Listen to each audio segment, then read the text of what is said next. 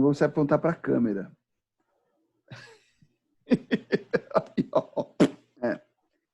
Flexões do zero ao infinito. Vira ela assim. Vira ela aí. Do zero ao infinito. E além. Agora com efeito. Não balança não, senão eu vomito. Nós encerramos a outra conversa, vocês subiram um tom forte ali. Né? Foi lá para Eu cima. sei que saiu o médico monstro, o poder do capitalismo, o criar não entendimento da ciência e agora o capitalismo, pandemia. O capitalismo precisa entender uma coisa. O capitalismo tem muito poder. E com grandes poderes vem grandes responsabilidades. Isso só serve para Homem-Aranha, nunca se viu o capitalismo. O capitalismo está assim, grandes poderes, foda-se. Grandes poderes? É mesmo? Opa, quanto você quer nesses grandes poderes aí? Eu pago. Eu pago, é isso aí. Mas vocês lançaram umas coisas pesadas aí. É o seguinte. Começa aí. O Cláudio Moreno lembrou. Muito bem, a gente estava falando da posição da Inglaterra, né, de ter sido a grande potência imperialista. Potência marítima. Porra, desde Inglaterra, potência marítima, você vê, esse negócio deles terem o nariz empinado, chin up, né, o queixo para cima, os caras dominaram, os caras tinham uma marinha que dominava o mundo desde 1588, quando eles venceram a Invencível Armada Espanhola. O nome do treco era Invencível Armada. Invencível Armada. Aí eles chegam para enfrentar os ingleses e perdem.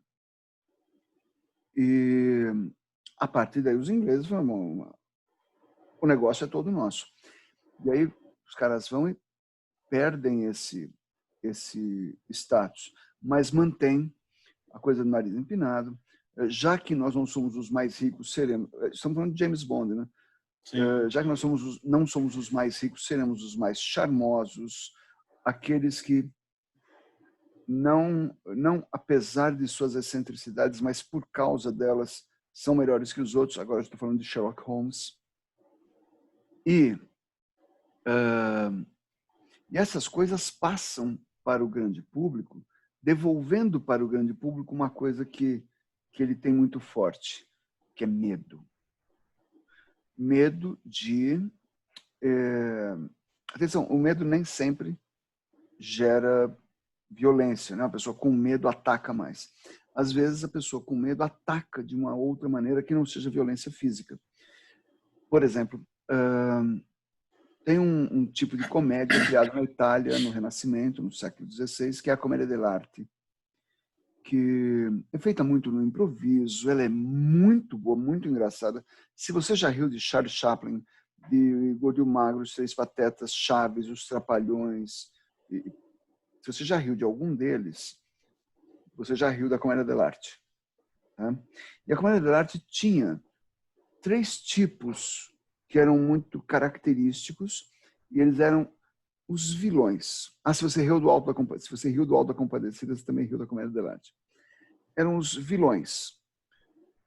Era o Pantalone, o Dottore e o Capitano. Italiano, o Pantaleão, Doutor e Capitão. O Pantaleão, os 3 são burgueses. O Pantaleão é um comerciante. Ele é louco por 2 coisas, dinheiro e mulher, nessa ordem. Tanto que ele vive dando em cima. Olha só, vê se vocês reconhecem o tipo. Ele vive dando em cima da empregada da casa, que é a Colombina. Que como ela é muito esperta, quando ele chega para pegar, ela está ali na cozinha fazendo comida, quando ele vem para pegar por trás, é para estar sacanagem com ela, ela fala, o que é aquilo no chão, uma moeda? Ele larga dela para procurar uma moeda inexistente. Esse é o Pantaleão. O capitão é autoridade militar, violento, mas é um capitão covarde, um capitão atrapalhado, um capitão como como capitães que a gente conhece hoje em dia e que não valem a cloroquina que bebem. Covarde, desculpa, covarde, atrapalhado, o que mais? E não vale a cloroquina que bebe. Gente, nossa, isso é muito Quem comédia seria? dell'arte. Isso é muito comédia dell'arte. É muito comédia dell'arte, Uhum. né? É aquele que, para usar uma frase filosófica para definir isso, aperta aquele peida. Né? Esse capitão da comédia dell'arte, eu estou falando da comédia dell'arte, ele tem essa característica. E o outro é o doutor. O doutor? O doutor que enrola. O doutor não é médico.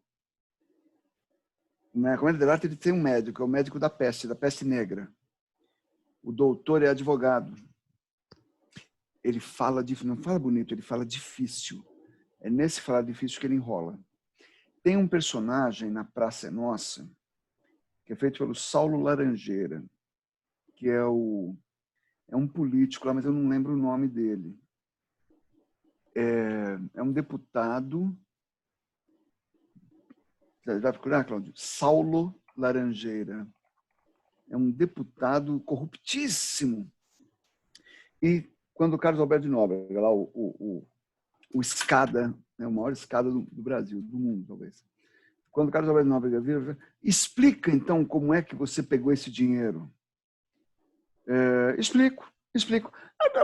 E ele começa a fazer um negócio que você pode chamar de dois nomes. Em teatro a gente chama de blablação ou gromelô. João Plenário, deputado João Plenário. Deputado João Plenário, grande filho da... E esse deputado, o Saulo Laranjeira, as pessoas acham que ele só faz esse personagemzinho ali na praça.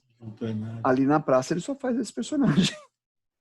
Mas este cara, em Minas Gerais, tem um trabalho de pesquisa de arte popular que é um negócio espetacular. Saulo Laranjeira, um nome assim, a ser lembrado. Se você for comparar, você compararia com um cara que tem, eu acho que tem, o trabalho dele tem mais mídia, que é o Rolando Boldrin, em Senhor Brasil, na TV Cultura aqui de São Paulo, e eu sei que é retransmitida para o Brasil pela TV Educativa.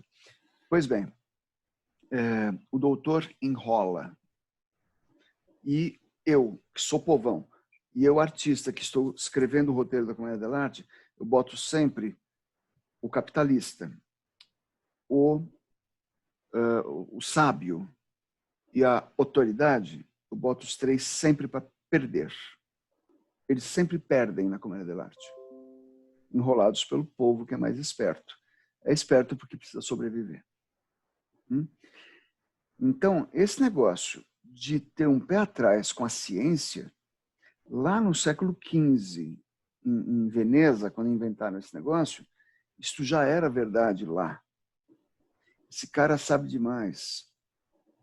Quantas vezes a gente ouviu, nós três temos muitas horas de voo em sala de professores, em meio universitário e tal, quando você ouve alguém dizer pô, mas você não acha que você está querendo saber demais? Todo mundo que sabe demais assusta.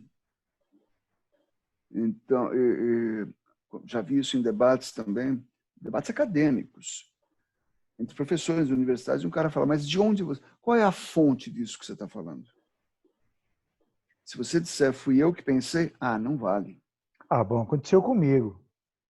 Quando eu estava escrevendo doutorado.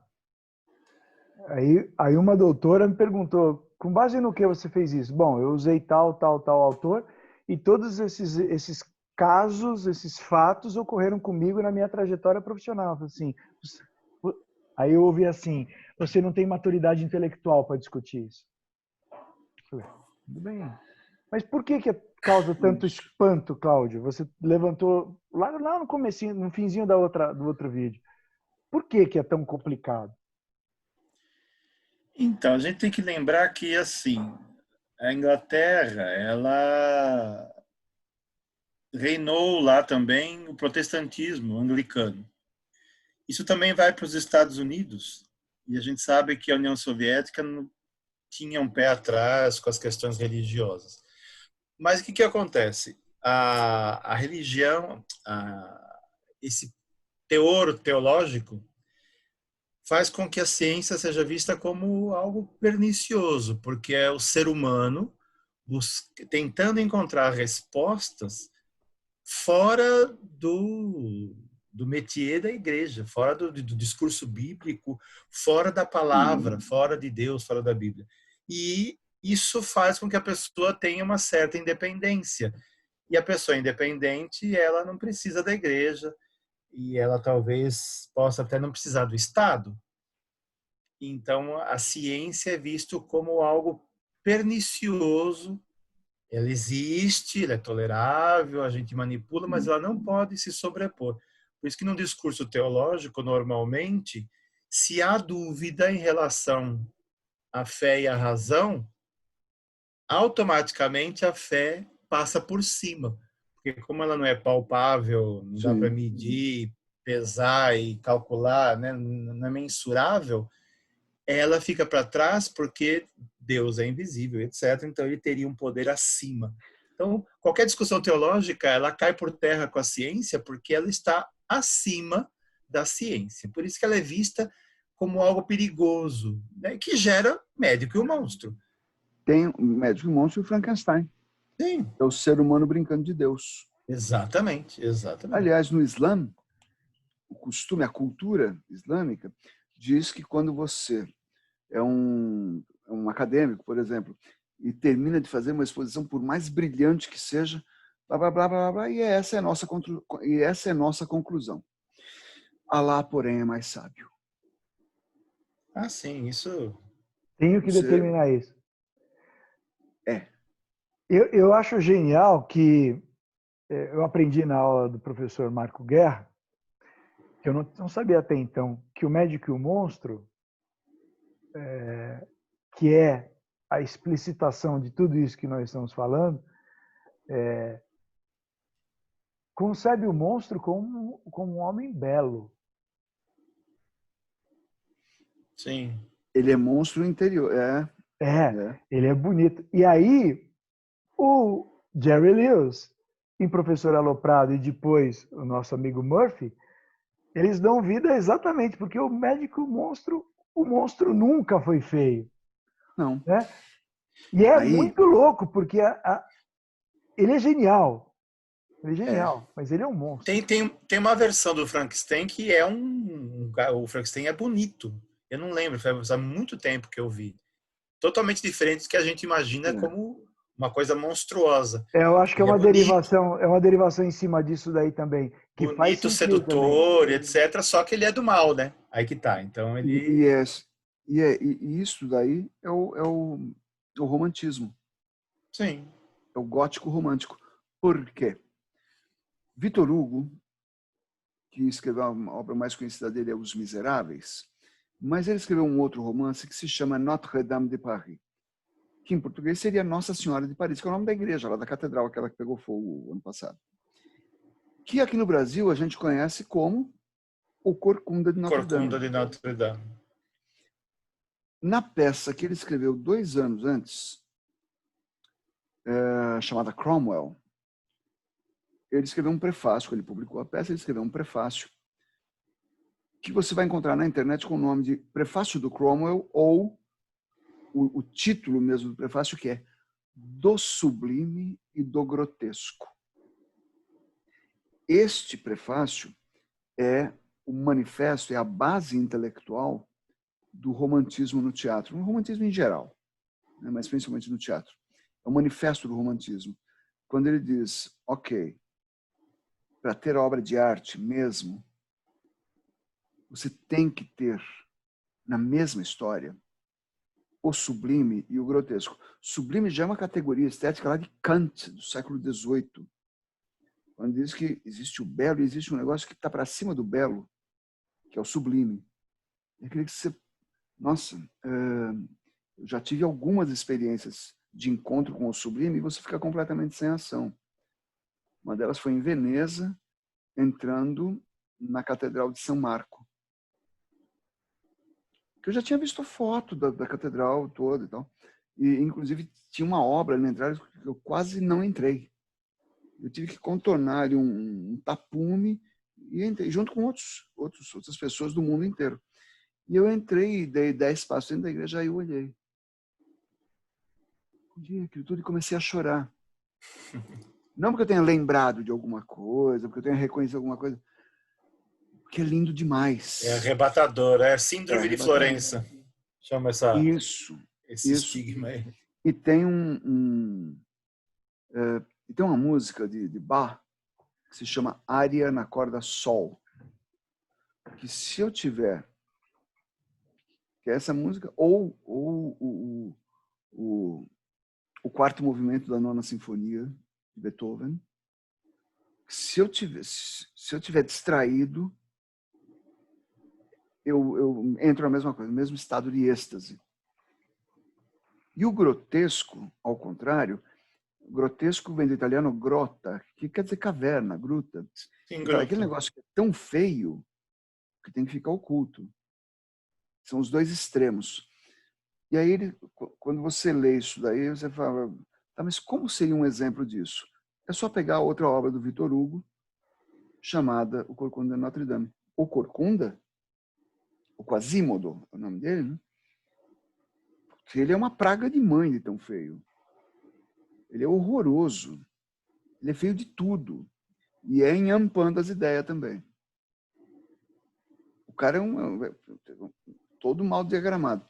Só que coração maravilhoso, que alma, que caráter. É o único bom caráter do livro. O único bom caráter é o cara mais horroroso. Os lindões, nenhum deles vale nada. Mas o Quasimodo, que maravilha.